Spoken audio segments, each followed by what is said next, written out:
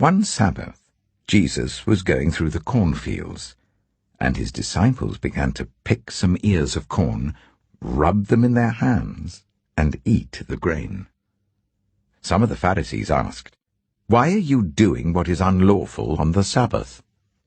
Jesus answered them, "Have you never read what David did when he and his companions were hungry? He entered the house of God, and taking the consecrated bread, he ate what is lawful only for priests to eat, and he also gave some to his companions. Then Jesus said to them, 'The Son of Man is Lord of the Sabbath.'" On another Sabbath, he went into the synagogue and was teaching, and a man was there whose right hand was shriveled. The Pharisees and the teachers of the law were looking for a reason to accuse Jesus, so they watched him closely to see if he would heal on the Sabbath. But Jesus knew what they were thinking and said to the man with the shriveled hand, "Get up and stand in front of everyone." So he got up and stood there. Then Jesus said to them, "I ask you, which is lawful on the Sabbath, to do good or to do evil, to save life or to destroy it?" He looked around at them all, and then said to the man, "Stretch out your hand." He did so, and his hand was completely restored. But the Pharisees and the teachers of the law were furious, and began to discuss with one another what they might do to Jesus. One of those days, Jesus went out to a mountainside to pray, and spent the night praying to God.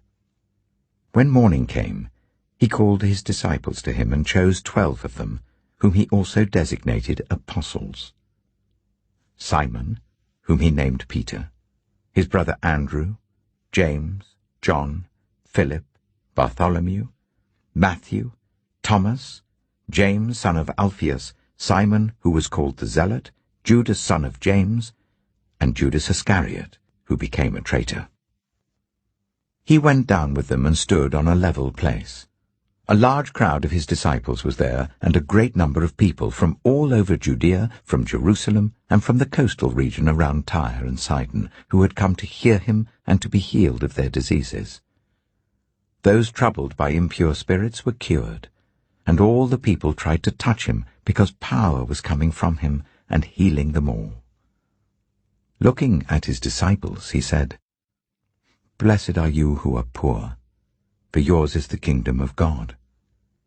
Blessed are you who hunger now, for you will be satisfied. Blessed are you who weep now, for you will laugh. Blessed are you when people hate you, when they exclude you and insult you and reject your name as evil, because of the Son of Man.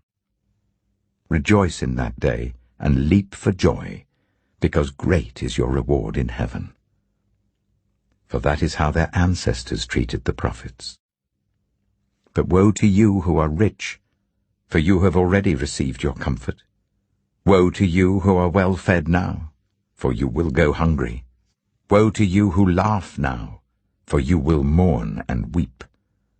Woe to you when everyone speaks well of you, for that is how their ancestors treated the false prophets.